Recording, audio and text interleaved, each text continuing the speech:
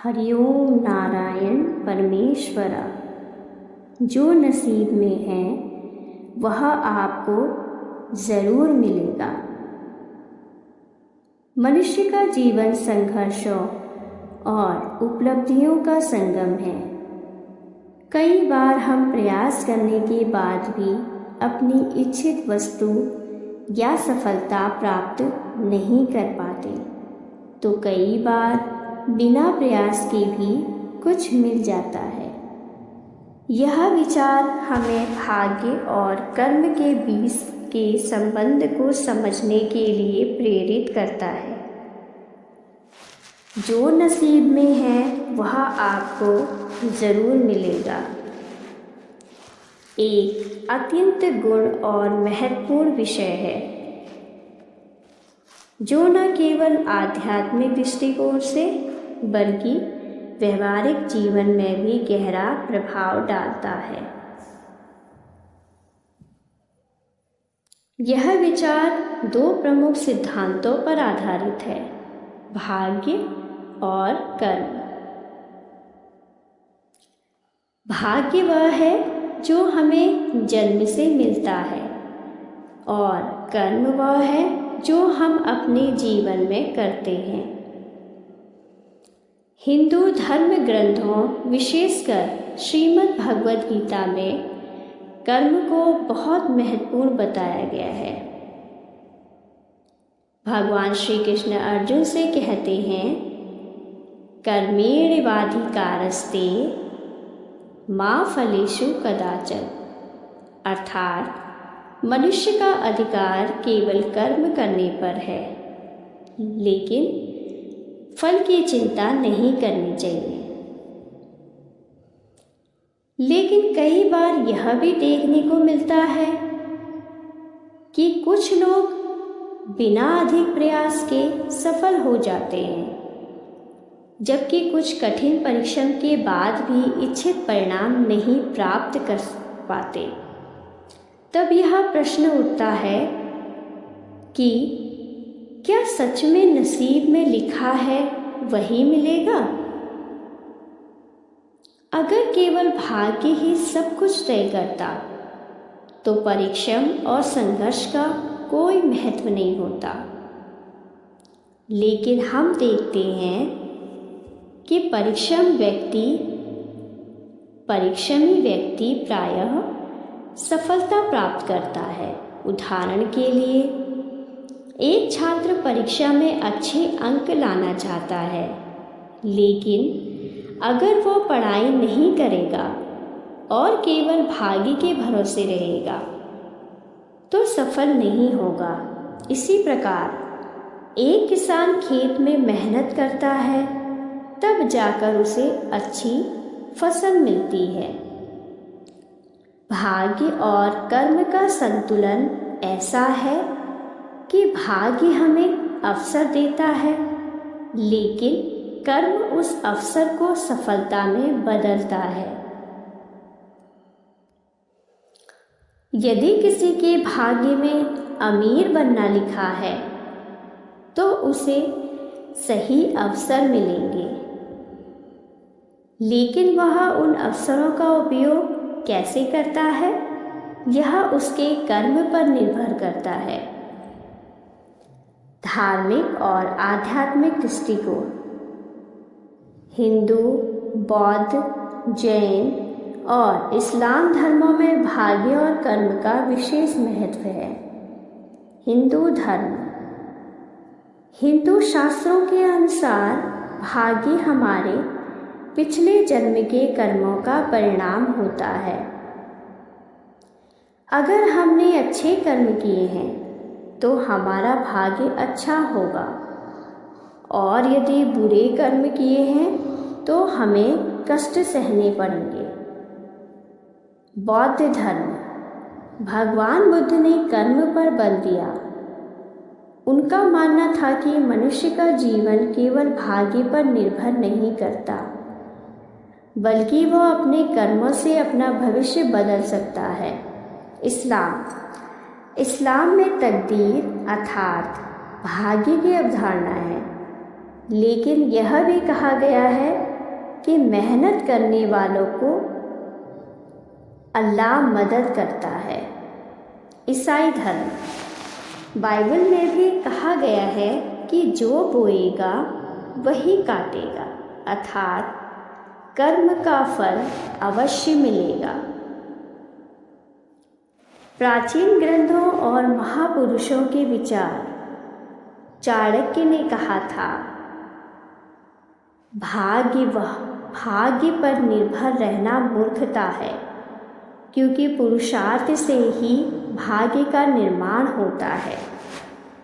महात्मा गांधी ने कहा था, आपका भविष्य आपके वर्तमान कर्मों पर निर्भर करता है। स्वामी विवेकानंद ने भी कर्म पर बल दिया और कहा कि मनुष्य स्वयं अपने भाग्य का निर्माता है। जीवन के विभिन्न पहलुओं में भाग्य का प्रभाव, शिक्षा और करियर। कई बार हम देखते हैं कि कुछ छात्र कठिन परिश्रम के बावजूद अच्छे अंक नहीं ला पाते, जबकि कुछ सामान्य विद्यार्थी भी सफल हो जाते हैं। यह भाग्य का खेल हो सकता है, लेकिन परिश्रम का महत्व भी कम नहीं है।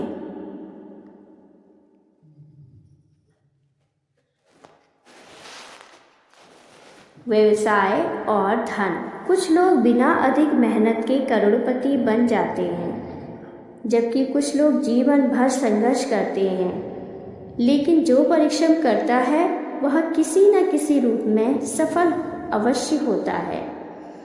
विवाह और रिश्ते, कुछ लोगों को उनका जीवन साथी आसानी से मिल जाता है, जबकि कुछ को कई संघर्षों से गुजरना पड़ता है।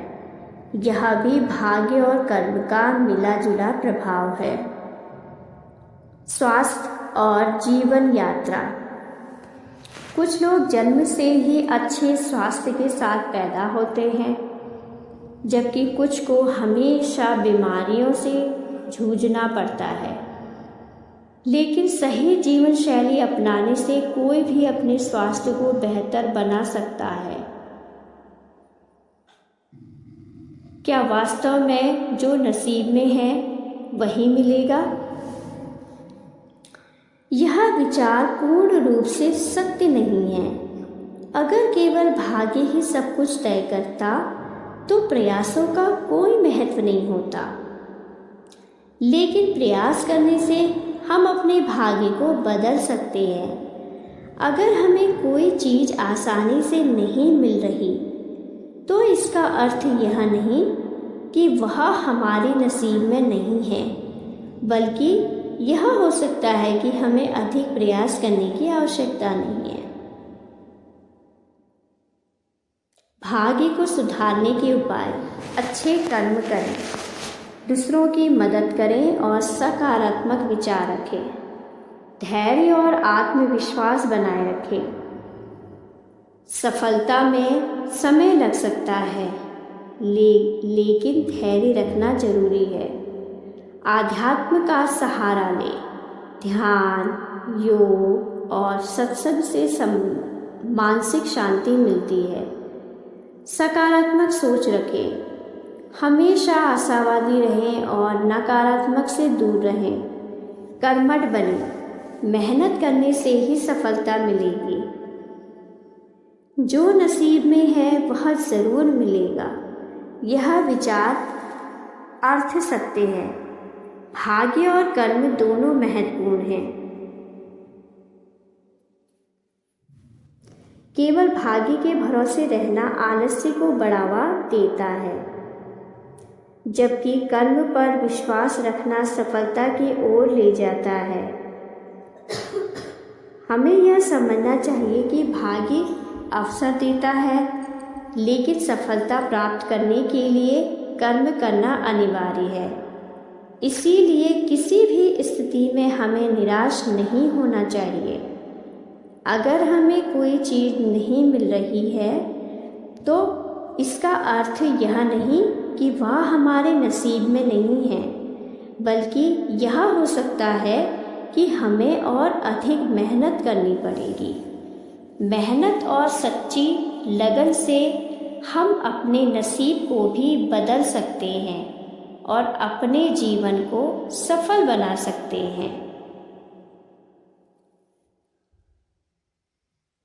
भाग्य और कर्म का संतुलन जीवन में बहुत महत्वपूर्ण है। कई बार ऐसा प्रतीत होता है कि हमारी मेहनत का फल नहीं मिल रहा, लेकिन समय के साथ हमें एहसास होता है कि जो भी हमारे भाग्य में लिखा है वह किसी न किसी रूप में हमें अवश्य मिलेगा। इस लेख में हम 3 प्रेरक कहानियाँ प्रस्तुत कर रहे हैं जो इस विचार को प्रमाणित करती है, जो नसीब में है वह आपको ज़रूर मिलेगा। कहानी 1, खोया हुआ सपना। यह कहानी एक गरीब किसान रामलाल की है, जो अपने छोटे से खेत में दिन रात मेहनत करता था। उसका सपना था कि वह अपने बेटे मोहन को पढ़ा लिखा कर एक बड़ा आदमी बनाए, लेकिन भाग्य ने हमेशा उसकी परीक्षा ली। संघर्ष की शुरुआत। रामलाल का बेटा मोहन पढ़ाई में बहुत होशियार था। गांव के स्कूल में हमेशा अव्वल आता था। रामलाल चाहता था कि मोहन शहर जाकर पढ़े, लेकिन आर्थिक स्थिति इतनी कमज़ोर थी कि वह संभव नहीं हो पा रहा था।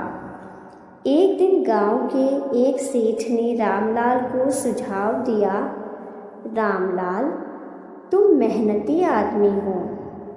अगर तुम मेरे यहाँ मजदूरी करोगे तो मैं तुम्हारे बेटे की पढ़ाई का खर्च उठा सकता हूँ। रामलाल के लिए यह एक कठिन निर्णय था, लेकिन बेटे के भविष्य के लिए उसने यह प्रस्ताव स्वीकार कर लिया। भाग्य की परीक्षा। रामलाल दिन रात सेठ के खेतों में काम करता रहा और मोहन को शहर भेज दिया। लेकिन कुछ सालों बाद सेठ का कारोबार डूब गया और उसने मोहन की पढ़ाई का खर्चा देना बंद कर दिया। मोहन को शहर छोड़कर वापस आना पड़ा। रामलाल बहुत दुखी हुआ। उसे लगा कि उसकी सारी मेहनत बेकार हो गई, लेकिन मोहन ने हार नहीं मानी। उसने गांव में भी बच्चों को ट्यूशन पढ़ाना शुरू किया। धीरे धीरे उसकी पढ़ाने की कला मशहूर हो गई और एक दिन शहर के एक स्कूल में उसे शिक्षक की नौकरी मिल गई। सफलता और भाग्य का खेल। कुछ वर्षों बाद मोहन की मेहनत रंग लाई और उसने अपनी खुद की कोचिंग क्लास खोल ली। अब वह न केवल सफल था, बल्कि उसने अपने पिता को भी आर्थिक तंगी से बाहर निकाल दिया। रामलाल ने तब समझा कि जो नसीब में होता है वह ज़रूर मिलता है। भले ही सेठ ने उसका साथ छोड़ दिया, लेकिन उसकी मेहनत और नसीब ने उसे वह सब दिया जिसकी उसने कल्पना की थी। दूसरी कहानी, सोने की अंगूठी। यह कहानी एक साधारण नौजवान अजय की है, जिसे अपने जीवन में कई कठिनाइयों का सामना करना पड़ा। वह मेहनती था, लेकिन उसे सफलता कभी आसानी से नहीं मिली। संघर्ष और असफलता। अजय ने एक छोटी सी दुकान खोलने के लिए पैसे जुटाए, लेकिन व्यापार में घाटा हो गया।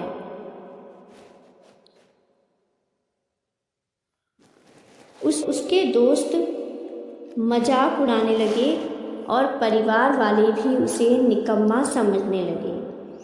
एक दिन हताश होकर अजय ने फैसला किया कि वह शहर जाकर नौकरी करेगा। उसके पास पैसे नहीं थे, लेकिन उसने हिम्मत नहीं हारी। वह अपने पुराने कपड़े पहनकर ट्रेन में एक बड़े शहर पहुंचा। भाग्य का इम्तिहान। शहर में नौकरी ढूंढने में उसे बहुत कठिनाइयाँ आईं। कई दिनों तक उसे खाना भी नसीब नहीं हुआ। एक दिन भूख से बेहाल होकर वह एक मंदिर के पास बैठा था। तभी उसने देखा कि एक बूढ़े आदमी की उंगली से एक सोने की अंगूठी गिर गई। अजय ने तुरंत अंगूठी उठाई और बूढ़े व्यक्ति को लौटा दी। वह व्यक्ति बहुत खुश हुआ और अजय से उसकी परिस्थितियों के बारे में पूछा।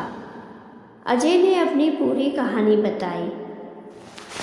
भाग्य का दरवाज़ा खुला।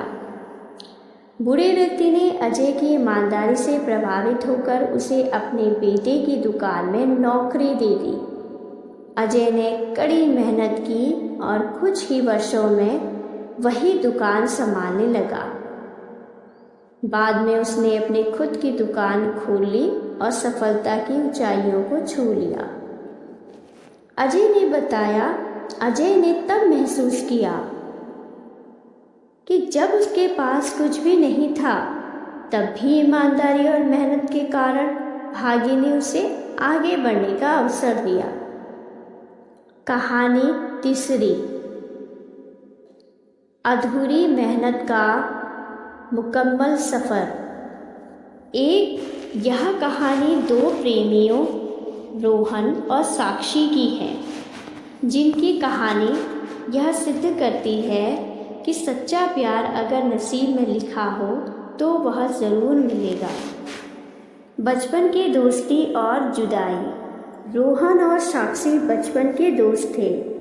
उनकी दोस्ती कब प्यार में बदल गई उन्हें खुद पता नहीं चला, लेकिन जब उनके परिवार को इस रिश्ते के बारे में पता चला तो साक्षी के माता पिता ने उसे शहर भेज दिया और उसकी शादी किसी और से तय कर दी। रोहन ने बहुत कोशिश की, लेकिन साक्षी के परिवार वाले नहीं माने। हार कर रोहन ने अपनी पढ़ाई पर ध्यान दिया और कुछ सालों में एक बड़ी कंपनी में नौकरी पा ली। भाग्य का खेल। साक्षी की शादी हो गई। उसका पति लालची था और उससे ठीक से व्यवहार नहीं करता था। कुछ वर्षों बाद साक्षी का तलाक हो गया और वह अकेली रहने लगी। इधर रोहन भी उसके करियर में व्यस्त था, लेकिन साक्षी को वह कभी भूल नहीं पाया। एक दिन संयोगवश दोनों एक ही शहर में एक कॉन्फ्रेंस में मिले। पुनर्मिलन और नसीब की सच्चाई। रोहन और साक्षी ने अपनी पुरानी बातें साझा की और महसूस किया कि उनके बीच का प्यार अब भी जिंदा है। एक बार नसीब ने उनका साथ दिया और कुछ समय बाद दोनों ने शादी कर ली। सीख। इस कहानी से हमें यह शिक्षा मिलती है कि यदि सच्चे प्यार का रिश्ता नसीब में लिखा हो तो लाख बाधाओं के बाद भी वह मिलकर रहेगा। समय चाहे जितना भी लगे, लेकिन जो हमारा है वह हमें अवश्य मिलेगा। इन तीन कहानियों से यह स्पष्ट होता है कि जीवन में कठिनाइयों और संघर्ष आते हैं, लेकिन जो चीज़ हमारे नसीब में होती है वह हमें ज़रूर मिलती है। मेहनत और धैर्य से हम अपने भाग्य को सही दिशा दे सकते हैं, चाहे वह शिक्षा हो, व्यवसाय हो, ईमानदारी हो या प्रेम। अगर कोई चीज़ सच में हमारे लिए बनी है तो वह किसी भी हाल में हमें मिलेगी। इसलिए जीवन में कभी हार नहीं माननी चाहिए, क्योंकि जो नसीब में है वह आपको ज़रूर मिलेगा। मनुष्य का जीवन संघर्षों, अवसरों और परिणामों का मिश्रण है। कई बार ऐसा होता है कि हमें लगता है कि हमारी मेहनत और सफलता को कोई और छीन रहा है, लेकिन सच्चाई यही है, जो हमारे नसीब में लिखा है उसे कोई हमसे नहीं छीन सकता। यह विचार हमें आत्मविश्वास, धैर्य और सच्ची मेहनत करने की प्रेरणा देता है। इस लेख में हम इस सिद्धांत को विभिन्न दृष्टिकोणों से समझेंगे और यह जानेंगे कि कैसे भाग्य और कर्म का संतुलन हमें हमारी सच्ची मंजिल तक पहुंचाता है। मनुष्य के जीवन में भाग्य और कर्म दोनों की महत्वपूर्ण भूमिका होती है। यदि केवल भाग्य ही सब कुछ तय करता तो मेहनत और संघर्ष का कोई मूल्य नहीं होता, लेकिन यदि केवल कर्म ही सब कुछ होता तो कई बार बिना किसी विशेष प्रयास के सफलता पाने वाले लोगों की व्याख्या नहीं की जा सकती थी। क्या वास्तव में कोई आपकी किस्मत छीन सकता है? बहुत से लोग सोचते हैं कि किसी और की चालाकी, बेईमानी और षड्यंत्र के कारण वे अपनी सफलता से वंचित रह जाते हैं, लेकिन यह एक भ्रम है। अगर कोई आपके नसीब का हिस्सा नहीं है तो वह कितना भी प्रयास कर ले, वह उसे प्राप्त नहीं कर सकता। और जो चीज़ आपके भाग्य में लिखी है वह चाहे कितनी भी देर से आए, लेकिन आएगी ज़रूर। प्रेरणादायक उदाहरण महाभारत और श्री कृष्ण का संदेश। महाभारत का युद्ध धर्म और अधर्म की लड़ाई थी। दुर्योधन ने पांडवों का राज्य छल से छीन लिया, लेकिन क्या वह उसे स्थायी रूप से अपने पास रख पाया? नहीं। श्री कृष्ण ने अर्जुन से कहा था कि धर्म और सत्य की विजय निश्चित होती है। श्री कृष्ण ने कहा, कोई भी व्यक्ति बिना कर्म किए नहीं रह सकता और उसका किया हुआ कर्म ही उसका भविष्य तय करता है। अब्राहम लिंकन, राष्ट्रपति बनने की कहानी। अब्राहम लिंकन का जीवन संघर्ष से भरा था। वे कई बार चुनाव हारे, लेकिन उन्होंने हार नहीं मानी। उन्होंने अपने भाग्य पर विश्वास रखा और अंततः अमेरिका के राष्ट्रपति बने। अगर उनका नसीब किसी और के हाथ में होता तो वे कभी भी सफल नहीं हो सकते। धीरू भाई अंबानी, गरीबी से शिखर तक। धीरू भाई अंबानी एक साधारण परिवार में पैदा हुए थे।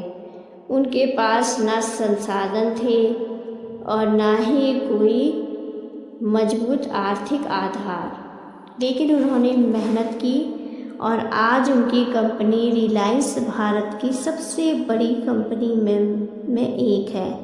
क्या कोई उनका नसीब छीन सकता था? नहीं।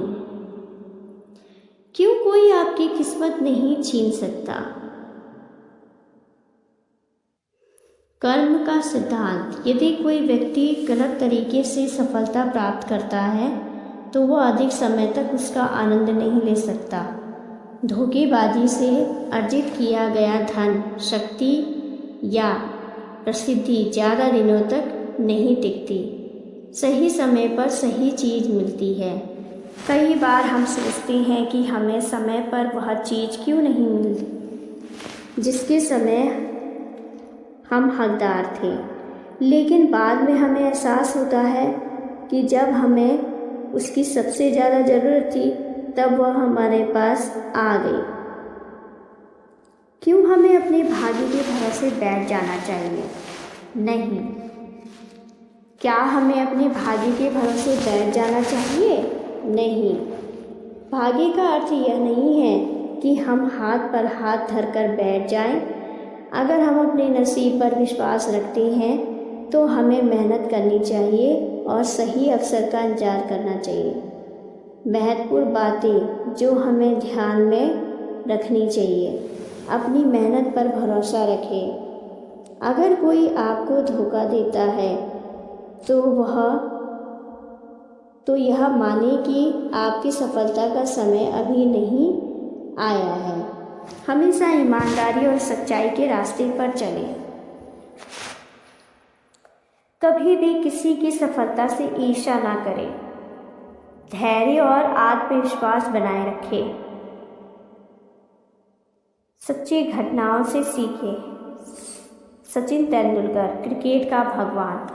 सचिन तेंदुलकर को कई बार आलोचना का सामना करना पड़ा। कई बार उनकी जगह टीम ने किसी और को ले लिया गया, लेकिन अंततः उनकी